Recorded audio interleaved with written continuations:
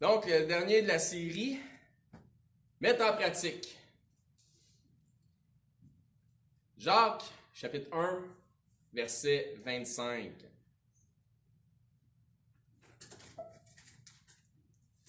Ça dit, mais celui qui aura plongé les regards dans la loi parfaite. La loi parfaite, c'est la loi de la liberté, que ça nous dit, la loi de la liberté, qui aura persévéré n'étant pas un auditeur oublieux, mais se mettant en l'œuvre, celui-là sera heureux dans son activité. Demandez à Marc s'il veut nous conduire en prière pour l'ouverture du culte, s'il vous plaît, puis à tous les honneurs. Merci Seigneur. Amen. Merci. Donc, nous avons déjà regardé que la loi de la liberté, ça nous dit celui qui a plongé ses regards dans la loi parfaite, la loi de la liberté. Nous avons vu qu'il y a un lien entre la loi de la liberté, la vérité, la parole de Dieu et la liberté. Tout ça ensemble. C'est tout lié ensemble.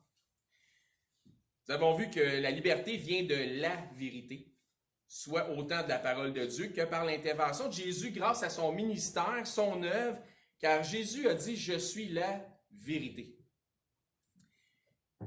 Quand Jésus dit « Je suis la vérité », réalisez-vous l'ampleur de la portée de certaines des paroles de Jésus-Christ. Des fois, on lit Jésus, on lit les Écritures, mais on ne comprend pas l'ampleur de la portée, la perspective, comment ça frappait ceux qui l'entendaient. C'est-à-dire qu'ils étaient frappés de sa doctrine.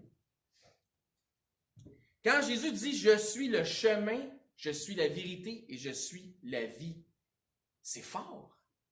C'est énorme. Juste dans l'évangile de Jean, il dit « Je suis le pain de vie ».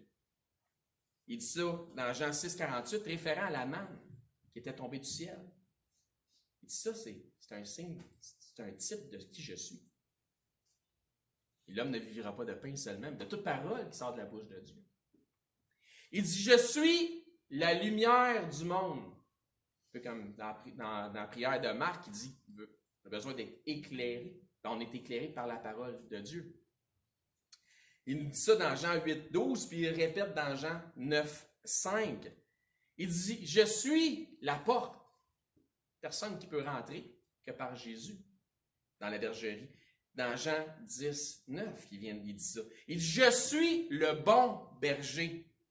Dans Jean 10, 11, dans le même contexte que la porte. Il est la porte de la bergerie, mais il est aussi le berger de la bergerie. Il dit « Je suis la résurrection et la vie » dans Jean 11, 25. Donc, je suis le vrai cep dans Jean 15, 1. Finalement, il dit à Ponce Pilate, il dit « Je suis roi ». Puis tout ça, c'est vrai. Dans Jean 18, 37. Ce sont tous des affirmations positives, je suis, mais ultra puissantes. Ça vient du Tout-Puissant, ça ne pourrait pas être puissant. Mais sans contredit, je crois que devant les Juifs, la plus puissante de toutes les affirmations qu'il a faites, c'est dans Jean 8, 58. On va passer beaucoup de temps dans Jean 8 aujourd'hui. Dans Jean 8, 58, Jésus leur dit, en vérité, ça va-tu être vrai ou ça va être vrai? Ça va être vrai, hein? Je vous le dis, avant qu'Abraham fût, je suis. Je suis le pain, je suis la lumière, je suis la porte, je suis le bon berger, je suis la résurrection, je suis le vrai cep, je suis roi, je suis le chemin, la vérité et la vie. Avant qu'Abraham fût, je suis.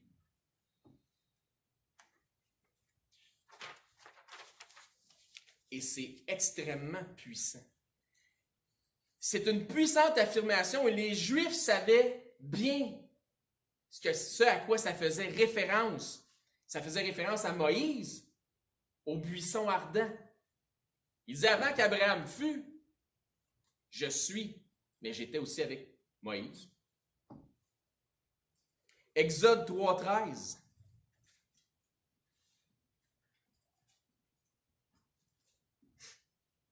D'où vient le fameux « je suis ». Il n'y a rien là. Ils ont voulu prendre des roches pour la lapider après. Savais-tu ce que ça voulait dire? On va avoir du fun aujourd'hui. Moïse dit à Dieu, J'irai donc vers les enfants d'Israël. On va voir à qui parlait Moïse. Et je leur dirai, le Dieu de vos pères m'envoie vers vous. Mais s'ils ne me demandent quel est son nom, que leur répondrai-je? Dieu dit à Moïse, je suis celui qui suis. Ça veut dire je suis de toute éternité. Passé, présent, futur, je suis. C'est extrêmement puissant. Et il ajouta, c'est ainsi que tu répondras aux enfants d'Israël.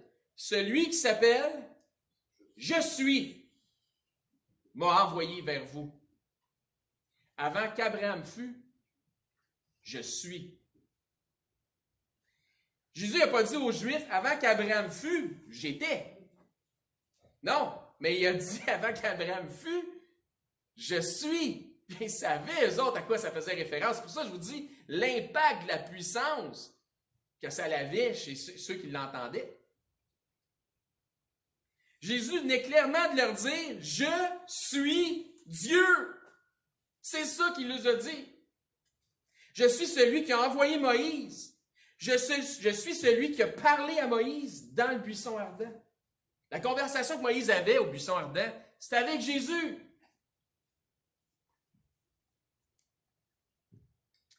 Dans le contexte, et c'est très clair, Jésus répondait directement à leurs questions. On va le voir dans Jean 8. Jean 8, 25. On va passer, comme je dis, un petit peu de temps dans Jean 8. Il leur demande, il demande à Jésus, il dit, « Qui es-tu? » C'est ça qui est la question qu'ils leur ont posée. Et il leur a dit, il lui dire, « Qui es-tu? » lui dirent-ils. Jésus leur répondit, « Ben c'est ce que je vous dis depuis le commencement. » On saute au verset 53. Il insiste.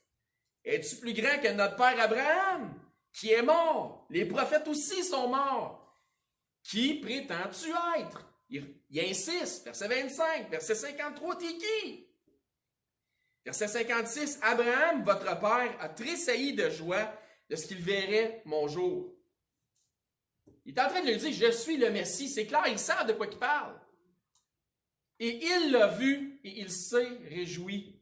Les Juifs lui disent, tu n'as pas encore 50 ans.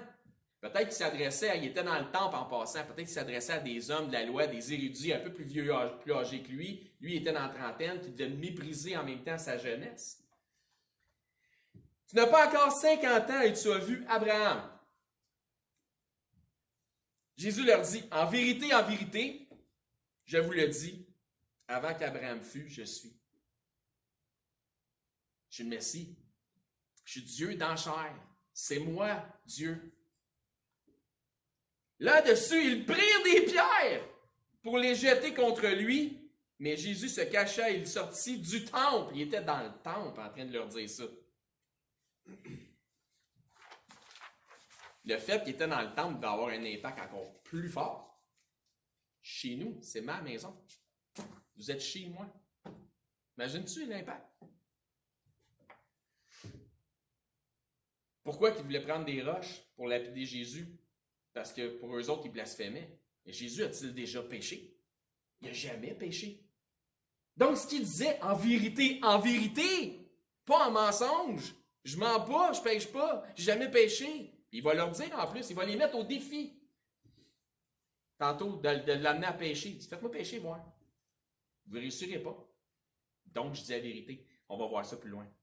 Jésus prend soin de répondre à leurs questions avec lesquelles il le harcelait. T'es qui? Qui es-tu? Qui prétends-tu être? Je suis de toute éternité. Je suis celui qui suis. Je suis Dieu. Je suis le Messie. Je vous le dis, vous ne voulez pas l'entendre. Mais la vérité, elle ne fait pas leur affaire. La vérité ne leur plaît pas. Ils veulent prendre des pierres pour le lapider. Pourquoi est-ce qu'ils veulent le lapider? Parce que selon eux, ils viennent blasphémer en se faisant l'égal de Dieu. Comme c'est arrivé à d'autres endroits dans les évangiles, exemple encore dans Jean 5, 18, parce qu'il dit que Dieu est son Père. Juste le fait qu'ils disent que Dieu est son Père, il dit, tu te fais égal à Dieu, fait qu'on veut te lapider. Oui, mais c'est vrai. Dans Jean 10, 33, il dit, ouais, mais toi, vu que ils veulent le lapider, encore une fois, parce qu'ils disent, étant homme, tu te fais Dieu. Oui, mais c'est ce que je suis. Je peux pas mentir. Jésus, il peut pas mentir. Le pire, c'est qu'il les avait avertis qu'ils ne pourraient pas supporter d'entendre la vérité à propos de qui il était vraiment, ou qui il est vraiment. On va utiliser un autre temps de verbe. Jean 8, pour retourner dans Jean 8, Jean 8, 43, il leur dit, tu sais, il est comme découragé. Il dit, pourquoi vous ne comprenez-vous pas mon langage? Il dit, c'est pas compliqué, qu'est-ce que je vous explique? C'est parce que vous ne pouvez pas écouter ma parole. Il y en a qui ont de la misère avec la vérité. Hein? Il y en a que la vérité, ça les fait fuir. Jésus, il était la lumière du monde. Il est venu dans le monde, mais le monde ne l'a point reçu. La lumière fait fuir les ténèbres. Il y a du monde qui sont incapables de supporter la vérité. Pourquoi ne comprenez-vous pas mon langage? Parce que vous ne pouvez écouter mes paroles. Verset 44. Vous avez pour père le diable. Et vous voulez accomplir les désirs de votre père. Il est meurtrier dès le commencement. Il ne se tient pas dans la vérité parce qu'il n'y a pas de vérité en lui. Lorsqu'il profère le mensonge, il parle de son propre fond, car il est menteur et le père du mensonge. Et un des mensonges du diable, c'est qu'il a fait croire à bien du monde qui n'existe pas. Il y a du monde qui se disent croyants et qui ne croient pas au diable, mais tu ne peux pas. Parce que Jésus ne peut pas mentir, puis il en parle. Puis il dit, il existe. Il a fait face. Il sait c'est qui. C'est lui qui l'a créé. C'est fou, là.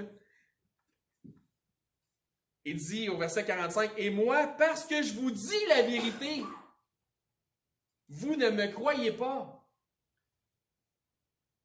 Qui de vous me convaincra de pécher? Lequel de vous va me convaincre de mentir? »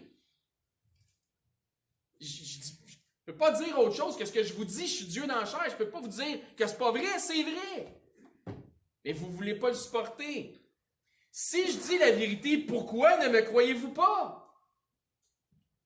Celui qui est de Dieu écoute les paroles de Dieu.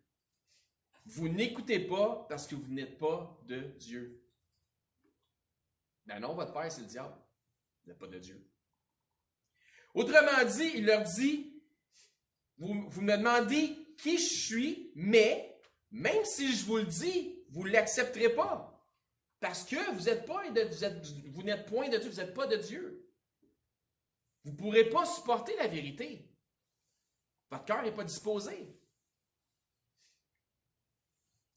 Vous avez comme père le diable, le menteur. Puis c'est lui que vous choisissez de croire, celui qui ment. Ah, les gens ne veulent pas la vérité, souvent ce qu'ils veulent, c'est une histoire. Puis c'est drôle parce que la plus belle histoire qu'il n'y a pas, c'est celle de Jésus. Pourquoi tu voudrais une autre histoire que ça? Vous préférez le mensonge à la vérité. Un choix. C'est pour ça que le salut, c'est un choix. Parce que c'est lui que vous écoutez, le menteur. Ce sont ses œuvres que vous accomplissez. Tu accomplis les œuvres de celui que tu écoutes. C'est qui ton maître? C'est grave ce que Jésus leur dit. Et il leur dit la vérité, puis il leur dit en pleine face. Il leur dit clairement, vous êtes religieux. Il est dans le temple. Il parle à des gens, des croyants, des religieux. Il dit, vous êtes religieux, vous êtes supposés être des croyants, mais vous êtes des adorateurs du diable. C'est ça qu'il leur dit. Imagine l'impact. Tu as suivi la loi toute ta vie, Moïse, les prophètes. Tu penses que tu es sur la bonne traque, tu te fais dire par le Messie, Dieu dans la chair. Tu es un adorateur du diable. Ça frappe. Ou tu le frappes. C'est un des deux. Ils ont fait leur choix, hein? Ils ont pris des roches. Celui que vous appelez votre Dieu, c'est le diable. Il leur dit clairement dans Jean 8, 54, Jésus leur répondit, « Si je me glorifie moi-même, je ne peux pas rendre témoignage de moi-même. Il dit, ma gloire n'est rien. C'est mon Père qui me glorifie. Lui que vous dites, peuvent bien dire ce qu'ils veulent. Lui que vous dites être votre Dieu. Qu'est-ce qu'ils disent? Ils disent que Dieu le Père, c'est leur Dieu. Jésus, es-tu d'accord? Non. Jésus leur dit non, non, non. Vous dites ça? Ben non. Parce que vous ne faites pas les œuvres de votre Père. Vous faites les œuvres de votre... pas de Dieu, en tout cas. Oui, faites les œuvres de votre Père, mais qui est le diable. Il leur dit que vous dites que Dieu, c'est votre Dieu. Mais non. Encore une fois, il y a plusieurs personnes qui disent avoir le Dieu créateur comme étant leur Dieu. Est-ce qu'on est d'accord? Plusieurs, hein? Mais qui ne sont pas de Dieu. Facile de dire que moi je crois en Dieu. Ah, Jésus, c'est mon chum. Il y en a plein qui disent ça. Il y a une grande différence entre le fait que Dieu soit réellement votre Dieu et le fait que vous dites que Dieu est votre Dieu. C'est ça qui est en train de se passer là, avec Jésus puis ceux qui étaient dans le temple. Ils disent que Dieu c'est leur Dieu, mais Jésus dit non, non. Il y a une différence entre le fait que tu dis que Dieu est ton Dieu puis le fait qu'il est vraiment, réellement ton Dieu. Puis il y a une façon de le savoir, il y a une façon de faire la différence. Puis les instructions sont dans les Écritures. Ça nous dit éprouver les esprits pour voir s'ils sont de Dieu.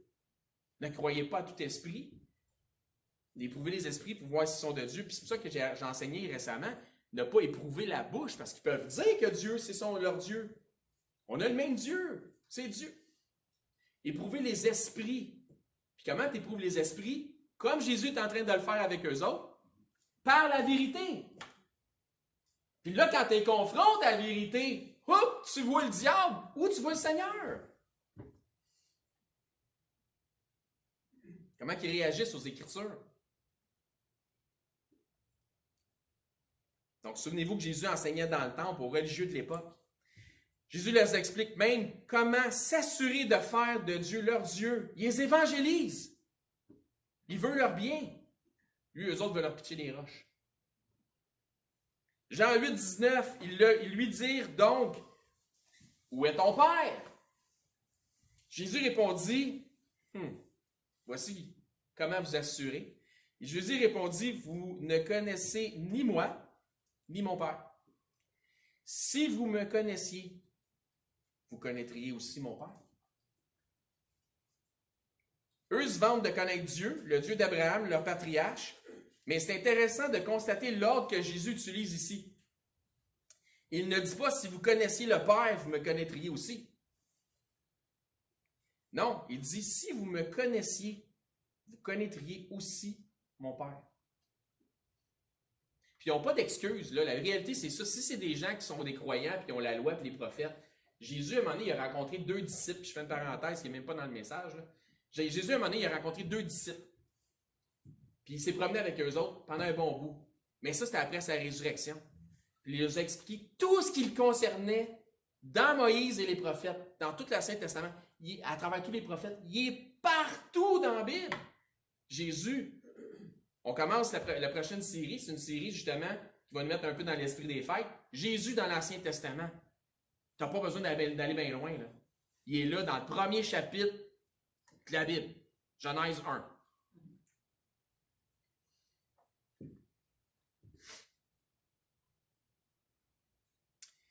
Il dit, si vous me connaissiez, vous connaîtriez aussi mon Père. Il dit ça dans cet ordre-là. Autrement dit, si vous ne me connaissez pas, vous ne connaissez pas le vrai Dieu non plus. Ça ne veut pas dire je crois en Dieu puis pas croire en Christ. Selon Jésus, ton Dieu, c'est le diable. Jean 2, 23. Quiconque nie le Fils n'a pas non plus le Père. Quiconque confesse le Fils a aussi le Père. Jean 2, puis Jean 1, non, c'est 1 Jean 2, 23, excuse. Puis Jean 8, Ça va vraiment ensemble. Chapitre 8 de l'Évangile de Jean, puis 1 Jean 2, c'est un fit parfait. Dans Jean 8, ça nous parle de ce que Jésus leur dit dès le commencement. Hein, si on va dans Jean 8, 25, il dit, quand il leur demande « T'es qui? » il leur dit « Qui es-tu? » lui dirent-ils. Jésus leur répondit « Ce que je vous dis dès le commencement. » Ça nous parle aussi du Père, du Fils, des menteurs. Là, je vais utiliser des mots qui reviennent dans les deux contextes, soit de 1 Jean 2 puis Jean 8. Ça nous parle connaître, demeurer. Donc, tous ces mots-là sont tous utilisés dans les deux contextes. Même chose, on retrouve tous ces mots-là, tous ces verbes-là dans une portion de 1 Jean 2. Puis ainsi, ça nous confirme encore plus qui sont les Juifs à qui Jésus s'adressait. Dans 1 Jean 2, 21, ça dit « Je vous ai écrit, non pas que vous ne connaissiez pas la vérité. » Si vous me connaissez, Jésus est la vérité. Si vous me connaissez, vous connaîtrez aussi le Père. Mais parce que vous la connaissez et parce qu'aucun mensonge ne vient de la vérité. Mais le diable, lui, c'est le père du mensonge. Il n'y a aucun mensonge en Jésus. Qui est menteur? Sinon celui qui nie que Jésus est le Christ. Celui-là est l'Antéchrist, qui nie le Père et le Fils. Qui étaient donc les Juifs qui avaient cru en Jésus? Parce que ça nous dit que c'était des Juifs qui avaient cru en lui, à qui Jésus a dit « Votre Père, c'est le diable ». Donc, croire, il y a une façon de croire. Croire veut dire quelque chose, croire en Jésus. Donc, qui étaient donc les Juifs qui avaient cru en lui et à qui Jésus a dit « Vous êtes les enfants du diable ». Des antéchrists. Ça dit, il a dit si vous me connaissiez, vous connaîtriez aussi le Père. Mais ça dit ici, celui qui nie que Jésus est le Christ, celui-là est l'antéchrist, c'est ça qu'il leur disait, je suis le Christ. Ils ont voulu lancer des roches. Ils ont renié ça. Donc, les Juifs à qui Jésus parlait étaient des antéchrists. Les Juifs qui pratiquent le judaïsme aujourd'hui, puis qui refusent de reconnaître Jésus comme leur sauveur puis leur Messie qui attendait, n'ont pas le même Dieu que nous autres. Fait que si vous pensez que les Juifs qui pratiquent le judaïsme et qui ont la Torah, bon, mais ils ont le même Dieu que nous autres. Non! C'est pas vrai! Jésus leur dit, votre père, c'est le diable, vous êtes des antéchrists. Oui, mais ils ont toute la loi et les prophètes. Justement, c'est ça le problème. Ça arrête là, leur affaire. Qui nie le Fils, nie le Père. Puis ça, c'est un esprit qui est antéchrist. Tu peux-tu être antéchrist puis avoir Dieu comme Dieu? Jésus leur dit clairement, non, votre Père c'est le diable, votre Dieu c'est le diable. Vous préférez croire le mensonge, puis en lui, il n'y a pas de vérité.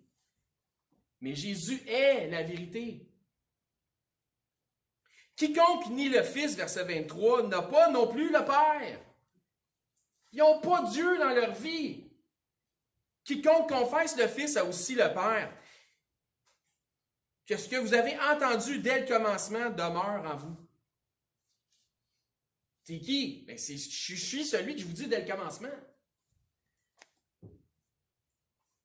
Si ce que vous avez entendu dès le commencement demeure en vous, vous demeurez aussi dans le Fils et dans le Père. Et la promesse qu'il nous a faite, c'est la vie éternelle. On a une promesse qui est reliée à ça, qui est la vie éternelle. Jean 8, 31. Il dit aux Juifs qui avaient cru en lui, des Juifs qui avaient cru en lui, si vous demeurez dans ma parole, vous êtes vraiment mes disciples.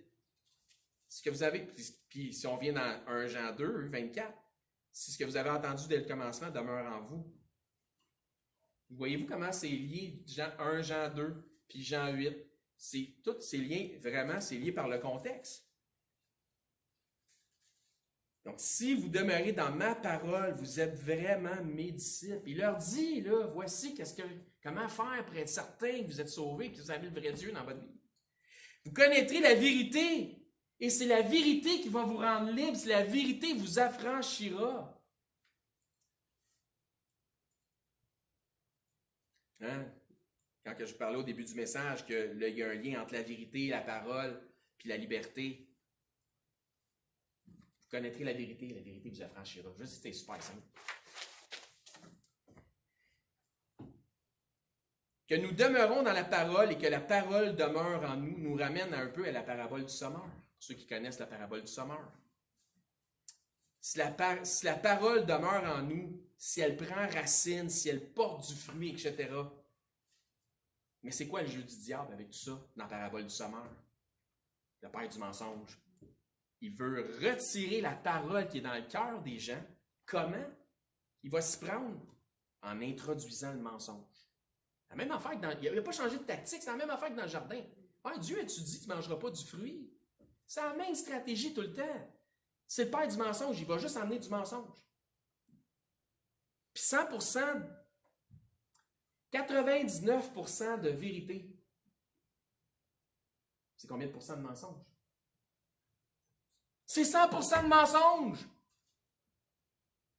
Si je te donne un verre d'eau et je mets une goutte d'arsenic dedans, c'est 100% un breuvage mortel. C'est 100% un poison. C'est ça qu'il a fait dans le jardin quand il a séduit Ève. Il a pris la parole de Dieu, il l'a twisté un peu, puis c'est devenu de la vérité, devenu mensonge. Sa stratégie ne change pas.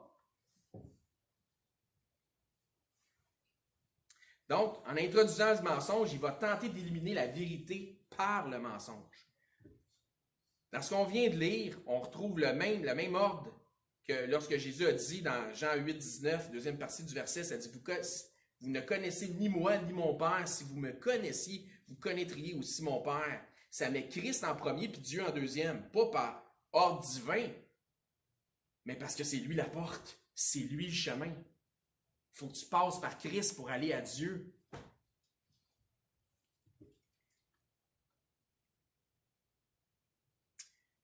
Dans 1 Jean 2, 24, la fin du verset, ça dit « Vous demeurez aussi dans le Fils, Fils 1, et dans le Père, 2. » Voyez-vous l'ordre? L'ordre se maintient tout le temps. 1 Jean 2, 23. Pourquoi? Parce que quiconque nie le Fils n'a pas non plus le Père. Quiconque confesse le Fils a aussi le Père. Il n'y a aucun autre accès à Dieu si ce n'est par le Fils. Il n'y a aucun autre accès à Dieu si ce n'est par le Fils. Il est la porte, il est le chemin. Nul ne vient au Père que par moi, il dit. Il n'y a aucun autre nom sous le ciel que la Bible nous dit par lequel nous puissions être sauvés. Car quiconque invoquera le nom du Seigneur, quel nom? Jésus, sera sauvé. Le Fils n'est pas plus grand que le Père, mais notre foi n'est pas basée sur le fait que l'on croit en Dieu. Attention, notre foi n'est pas basée sur le fait qu'on croit en Dieu. Tu peux l'éteindre, Guy.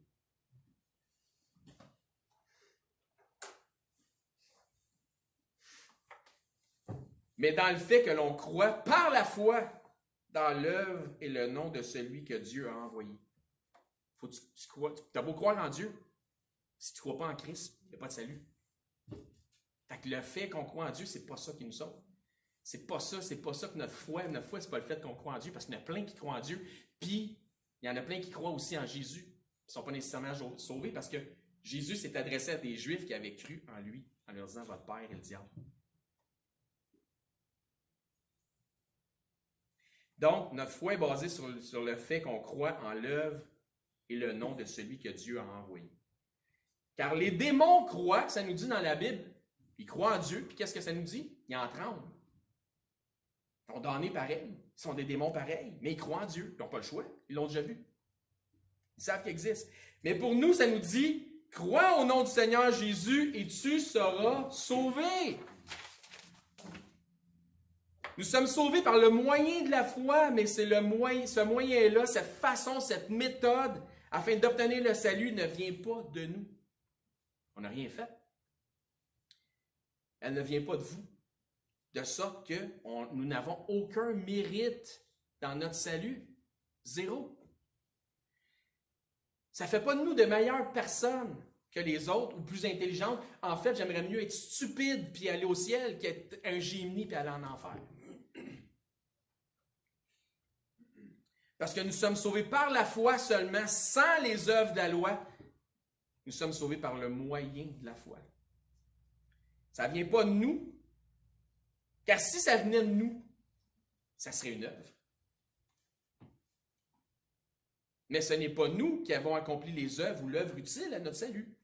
On n'a rien fait, on ne peut pas rien faire pour eux. Il n'y a aucune œuvre. Oui, nous sommes sauvés par la foi, seulement par le moyen de la foi, mais ce n'est pas par notre foi comme étant une œuvre qu'on est sauvé.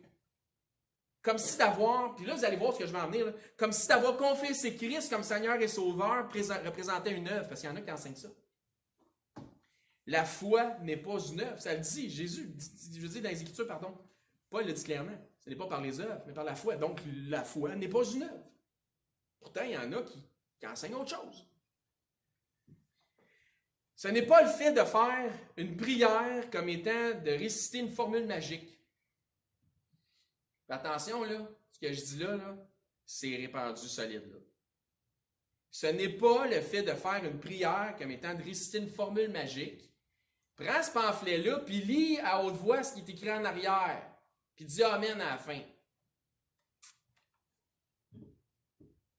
Trouve-moi ça dans la Bible, donne un pamphlet. Je ne dis pas que ce n'est pas correct. Ça peut ouvrir une porte, ça peut peut-être amener finalement quelqu'un, mais je ne pense pas que c'est ça qui fait le travail. Il y a d'autres choses. Fait que c'est pas de réciter une prière comme étant une formule magique que certains appellent à tort faire une profession de foi qui sauve. Non.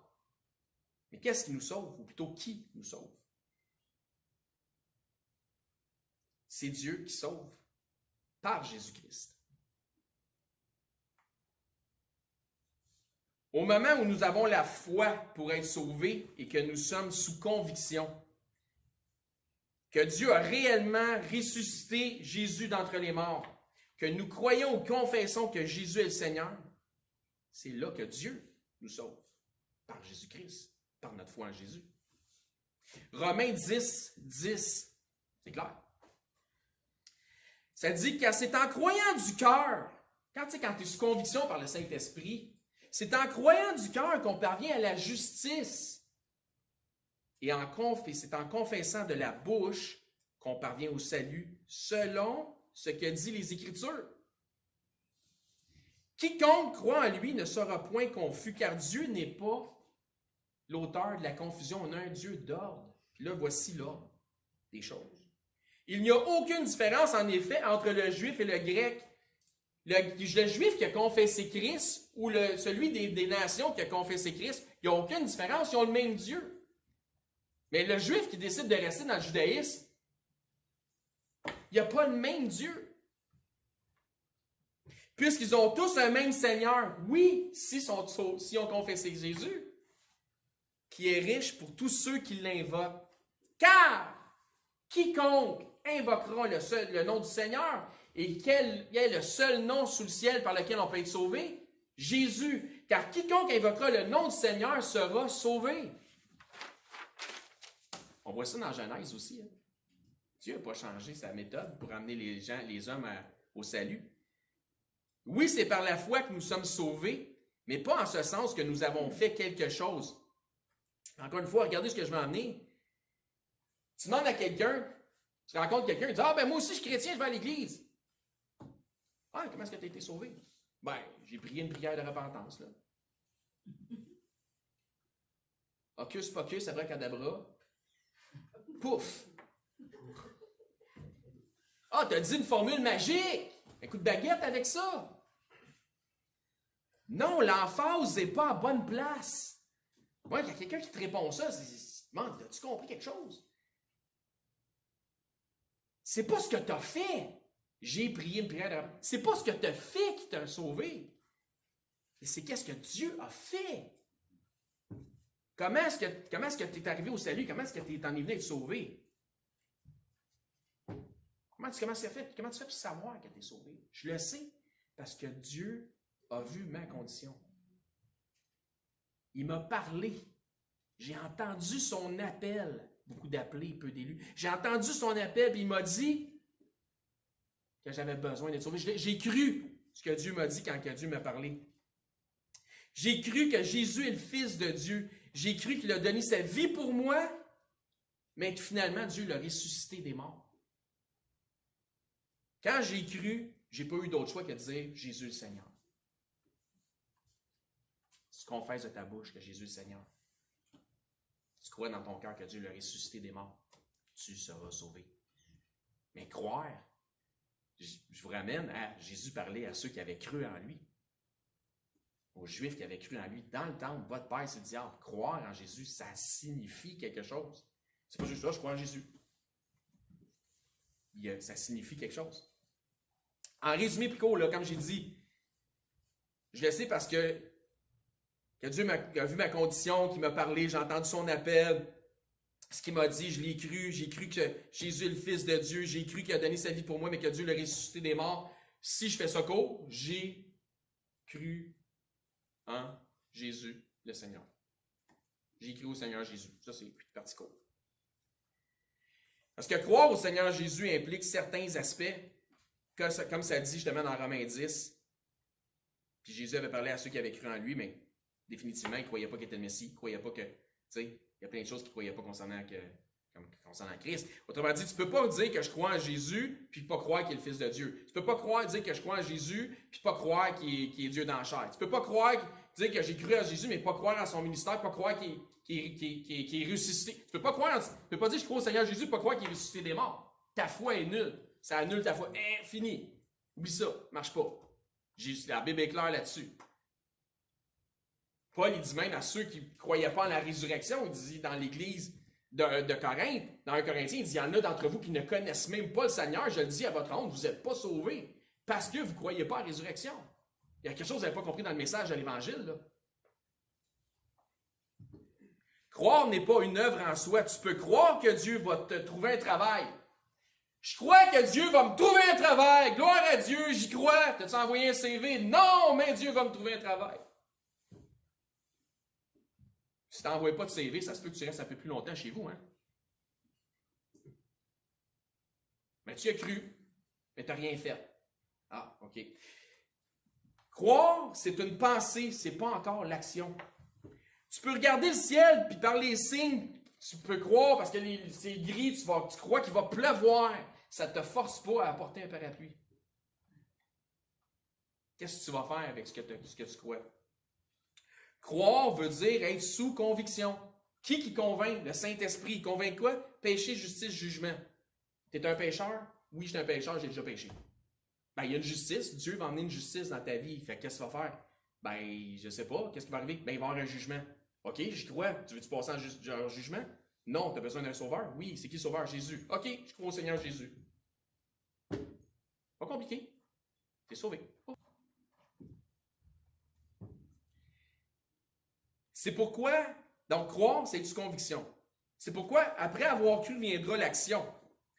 Mais ce n'est pas l'action qui sauve, mais le fait d'avoir cru sans aucune œuvre de notre part, qui, éventuellement, engendrera par la suite des actions démontrant que nous avons cru. Ça va ensemble, je veux dire. Tu peux penser bien fort de lever ton bras, mais tant que tu... Oh, ça marche.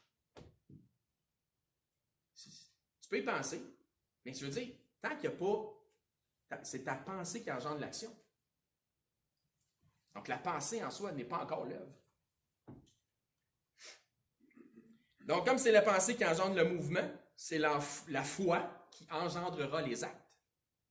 C'est pour ça qu'on a un livre qui s'appelle « Les actes des apôtres ». Ils ont agi par la foi.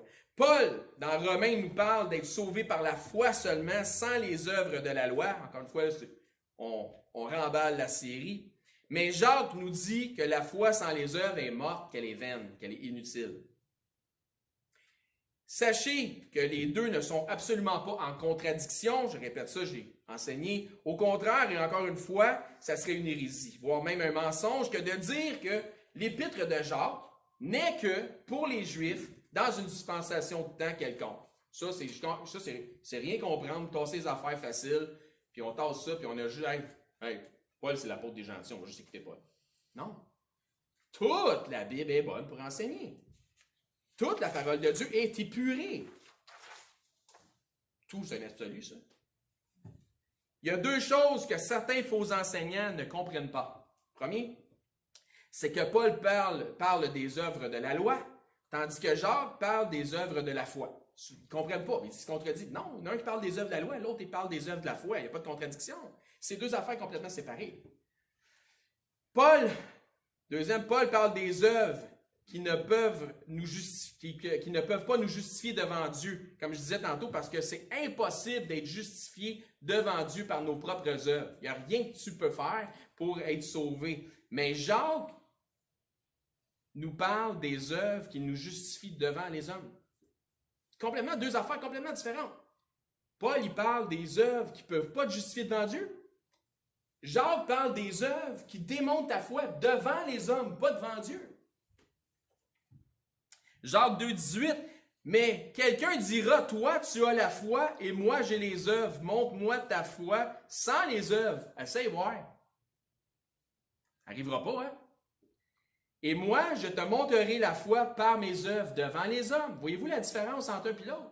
Un, les œuvres devant Dieu qui ne peuvent te justifier. L'autre, les œuvres devant les hommes qui montrent que tu as la foi. Donc, tu deviens une Bible ouverte par tes œuvres qui démontrent que tu as la foi en Dieu. C'est ton témoignage qui peut faire la différence. Paul parle des œuvres de la loi, Jacques réfère aux œuvres de la foi. Paul parle des œuvres devant Dieu, Jacques réfère aux œuvres devant les hommes. Deux affaires complètement séparées. Donc, selon Jacques, notre foi devant les hommes, dans les œuvres qu'elle devrait produire dans nos vies, est comme morte devant les hommes si on ne fait rien avec. Il se doit donc d'avoir des œuvres qui accompagnent notre foi. Pensez-y là. C'est très, très conséquent avec les Écritures, puis l'enseignement de Christ. La première œuvre par obéissance au Seigneur est quoi? Après que tu as fait profession de foi, là. Hein? Le baptême? Ben oui, c'est exactement ça. Le baptême, c'est une démonstration publique que nous avons choisi de suivre et d'obéir Jésus-Christ. Une œuvre devant les hommes. C'est super conséquent avec le reste des Écritures. Avec Jacques. Parce qu'il dit, mais quelqu'un dira, toi j'ai la foi, moi j'ai les œuvres. Montre-moi ta foi sans les œuvres. As-tu été baptisé? Bof, en train de se penser, là. Ça fait combien de temps? 16-17 ans que je pense à ça, là. Wow! Moi, je te montrerai la foi par mes œuvres, par l'obéissance. Par rapport à l'obéissance à Christ, ça nous dit dans Philippiens 2,12 de travailler à notre salut. Mais il n'y a aucun travail qu'on peut faire pour être sauvé. Donc, ce que ça dit clairement, c'est que le salut vient donc avec des œuvres, un travail à accomplir. Ça vient avec ça. On l'a vu la semaine passée aussi. Comme le dit Jacques, la foi vient avec des œuvres. Éphésiens 2,8, je pense que c'est ça qu'on a vu. Oui, c'est ça qu'on a vu la semaine passée. Car c'est par la grâce que vous êtes sauvés, par le moyen de la foi, et cela ne vient pas de vous, c'est le don de Dieu. Fait que ça, là, tu n'as rien fait pour y arriver. Okay? Le don de Dieu, c'est le moyen de la foi. C'est par la grâce. Une grâce, c'est quelque chose que tu ne mérites pas. Tu n'as pas de mérite, zéro. C'est gratuit en passant. C'est accessible à tout le monde. Verset 9, ce n'est point par les œuvres. Hein? Qu'est-ce que ça dit? Ce n'est point par les œuvres. Afin que personne ne se glorifie. Tu ne peux pas te glorifier, il n'y a aucune œuvre que tu peux faire pour être sauvé. Verset 10.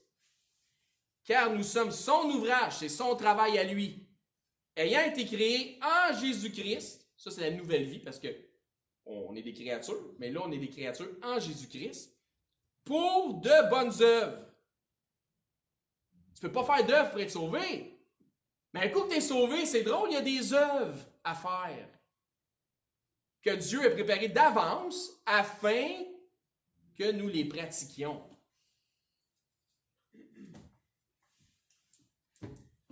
C'est ça qu'on a vu la semaine passée. Les œuvres de la foi ne feront pas en sorte que vous êtes plus ou moins sauvés. Je répète, les œuvres de la foi. Tu sais, la foi sans les œuvres est morte. OK? Mais là, OK? Les œuvres de la foi ne feront pas en sorte que vous êtes plus ou moins sauvés. Vous ne pouvez pas perdre votre salut. C'est clair? On ne peut pas perdre notre salut. Puis le Seigneur Jésus est très, très clair à ce sujet. Si quelqu'un vous dit, tu peux perdre ton salut, non, il y a une différence entre quelqu'un qui pensait être sauvé et qui ne l'a jamais été. Puis perdre son salut, c'est impossible. Impossible de perdre son salut parce que c'est Dieu qui vous sauve. Puis Dieu, il ne fait rien de tout croche. Il n'est pas l'auteur de la confusion. Il fait des choses quand il sauve parfaitement. Parce que Jésus lui-même est très clair sur le sujet lorsqu'il dit qu'il va perdre aucune de ses brebis. Il va perdre aucune de ses brebis. Tu ne peux pas perdre ton salut. Retenez ça. Jésus a dit que le Père a fait en sorte qu'il ne va perdre aucune de ses brebis. Une fois sauvé pour l'éternité. Il n'y a pas de retour en arrière. Nous sommes sauvés par la grâce, mais après le salut, il doit y avoir des œuvres qui sont manifestes dans notre vie ou dans nos vies. Des œuvres qui manifestent notre changement de vie, notre nouvelle vie, qui manifestent que nous avons été renouvelés par notre perception des choses. Je veux dire, Jésus change ta vie. Non, Jésus, c'est la vie. Donc, Jésus, il y a un travail qui va se faire à travers les Écritures, à travers la prédication, à travers l'enseignement, à travers le Saint-Esprit, par le Saint-Esprit. 2 Corinthiens 5, 17, on termine bientôt. Si quelqu'un est en Christ, il est une nouvelle créature. On a été créé en Christ pour les bonnes œuvres que Dieu a préparées d'avance. Si quelqu'un est en Christ, il est une nouvelle créature. Les choses anciennes sont passées. Voici toutes choses, toutes choses sont devenues nouvelles. C'est une nouvelle vie. Mieux que ça, ta vie commence avec Jésus. Avant ça, il n'y a pas de vie. Tu peux naître de nouveau. Qu'est-ce que ça nous dit?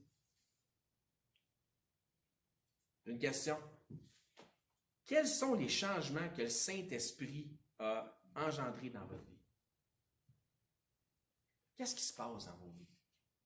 C'est quoi qui manifeste votre foi? Au day-to-day, là, tous les jours. Si vous êtes venu au monde dans cette vie, c'est grâce à Dieu. Gloire à Dieu. Parce que c'est lui qui donne la vie. Mais la vraie vie commence avec Jésus. Je suis le chemin, la vérité et la vie. Je suis la résurrection et la vie. Il est la vie. Si vous n'avez jamais invoqué le nom du Seigneur Jésus, c'est normal que vous soyez confus si vous êtes confus. Taoïsme, bouddhisme, musulmanisme, judaïsme, hindouisme, confuisme. Tu n'as pas besoin d'être confuse. Tu as juste besoin de croire en Jésus. Puis finis la confusion parce que Dieu n'est pas l'auteur de la confusion. Quiconque invoquera le nom du Seigneur ne sera point confus. Et ça peut changer si vous êtes confus. Vous pouvez avoir la paix, pas de confusion, et la certitude d'aller au ciel dans la présence de Dieu le Père, de Dieu le Fils. Si vous souhaitez avoir cette assurance, puis que vous ne l'avez pas encore, puis vous savez que vous ne l'avez pas, mais que le Saint-Esprit vous a parlé aujourd'hui, venez me voir. On va se parler. On va s'assurer que vous êtes dans le bon chemin. Jésus a dit, je suis le chemin. Beaucoup d'appelés, peu d'élus. Large et spacieux est le chemin qui mène à la perdition, mais étroit est le chemin qui mène à la vie éternelle. Demandez à Michael si vous nous conduisez en prière, fermez le culte.